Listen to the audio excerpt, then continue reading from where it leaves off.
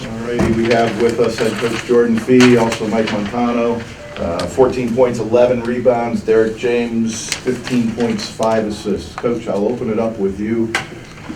Talk about what your team had to do tonight in a game that was basically a mirror image of your team to come out ahead.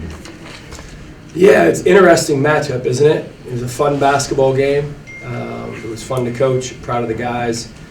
You know, it's obviously a phenomenal team, and they come out and they shoot almost 44% on 37 attempts from the three.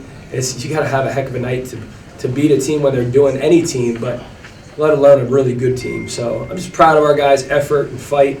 A lot of people would have folded during that stretch in the second half when we didn't see the ball go in, and they were firing them up. So I'm just proud of our guys' resiliency and fight. They're turning into some fighters, and I'm proud of that.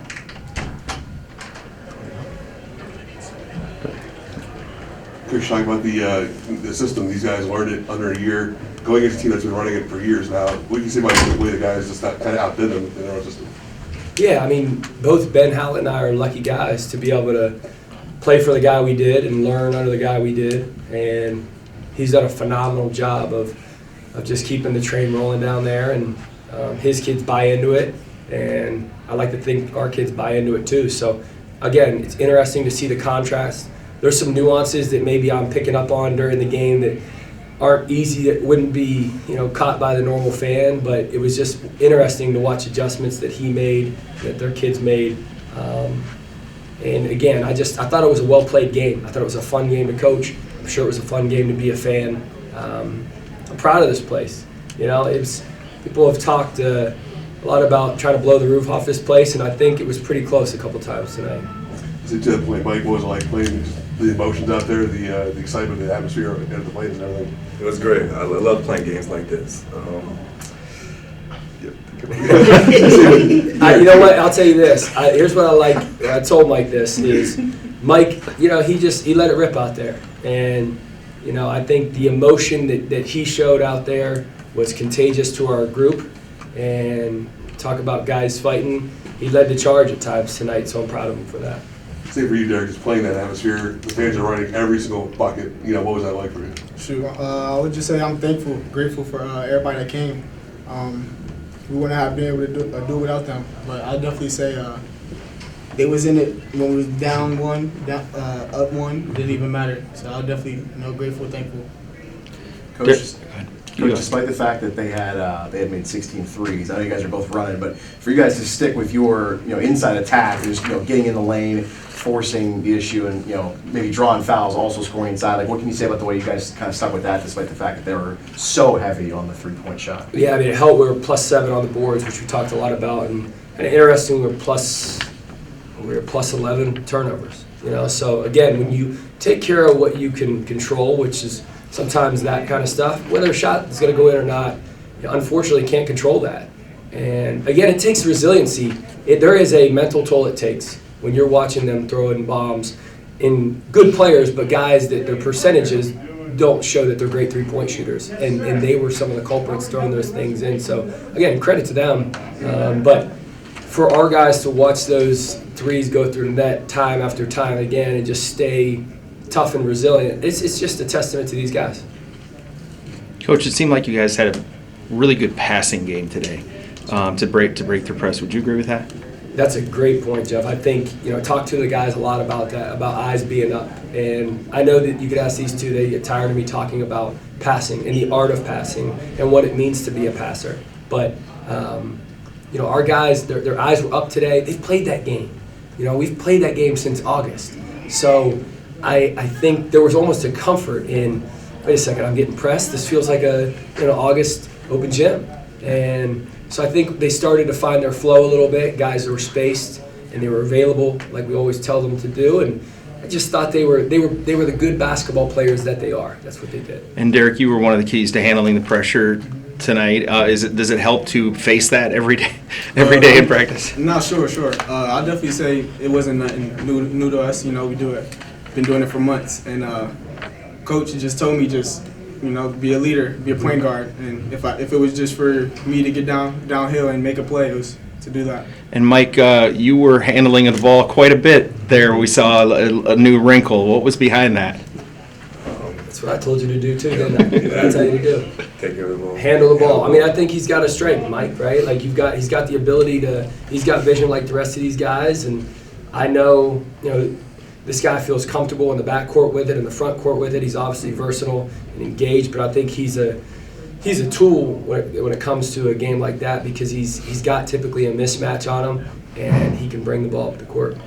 And Mike, can you talk about, there were multiple times tonight where you had several rebounds and kept going with it and finally got the tip in. What's your mindset in those type of situations? Just to keep going, get every rebound I can get, just finish strong. I think you got a little bit of a knack for that, don't you? Yeah, Mike, there were a couple times where you had the ball a little high, and then you decided, you know what, I'm going to go drive in, and it paid off. Just talk about those times that it paid off and what was working for you. I feel like every time I drive the basket, I can get a good shot or kick out to my teammates, so I try to drive as much as I can. Derrick, just talk about the guard play. I mean, both defensively and offensively. I mean, these two teams can just shoot lights out. Talk about your guys' game plan with the guards and what was working for you. Yeah, so I'll definitely say, Rasil and Hines, just two guys that was able to, let it fly. So at halftime, just make an adjustment and just guard them. Just get closer to them. It was just a slight adjustment we had to make, but you just have to stay with it throughout the whole game. Mm-hmm. Coach, I mean, you guys were trading baskets, especially in the second half when one team would make an incredible basket, the other would respond with an incredible basket too. What was, in your opinion, the key turning point in that second half where your team just took it all? That's the question I want the answer to. I'm not sure. I'd have to go back and look. But there was a few key plays during that stretch where we broke it open to maybe 5 or 6, I remember certain plays, right? Like Nigel's key rebound. I think that was more down the stretch when we had broke it open a little bit. But it's plays like that are sometimes etched in your mind that were like, again, it's just the tough, it seems to be the tough, physical, intense plays that always lead to wins. But I don't know.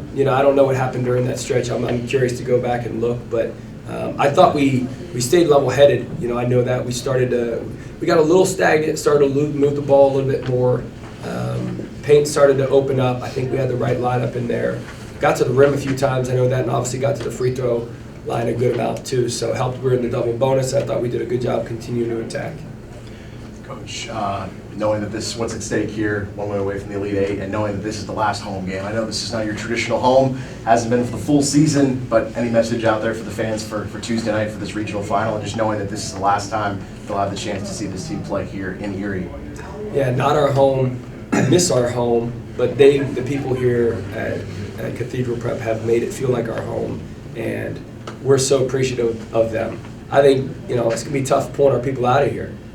They've been so welcoming to us here and really made it a home atmosphere. Told the guys in the locker room, and I'll tell you here to answer your question, Mike, it was a phenomenal crowd, right? And it was loud. And I typically don't hear anything or see anything. I heard it, and I felt it. And we're so genuinely appreciative of the city for getting behind these guys. But what I told the guys is there's some room up there. There's still some standing room. And we're going to do everything in our power to bring a few more friends in here with us on Tuesday. And I wouldn't be surprised when you look up on Tuesday that there is no standing room. So looking forward to that. And these guys have earned the opportunity, and I'm mostly looking forward to them getting to go through this. Coach, can you talk about your journey a little bit? Less than a year ago, you were hired, and now you just beat West Liberty. Your team just beat West Liberty, and you're facing Charleston in the Atlantic Region Final.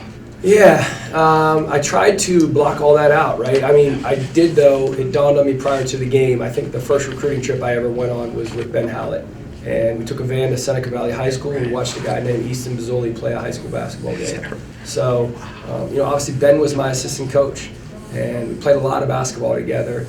And 3-on-3 and open gyms. Aaron Huffman, our second assistant, he was my professor, and he was my coach. And I've got a degree from West Liberty, and I'm proud to have the degree from West Liberty. And I'm proud to be a part of a well-respected basketball tree that hopefully we're passing some stuff on along to these guys that when they go on to coach, that they can, if they're crazy enough, maybe implement the same system. So it's been a little bit of a whirlwind. Fun for me, I think fun for my wife, but the way that the people here have embraced my family, these guys, getting to be back around, friends and family, it's been very neat, and I'm sure at some point down the line when I look back, and I'm old in the rocking chair and I think about the time, especially early on here, it's something I'll look upon fondly. Thank you. All right. Congrats, guys.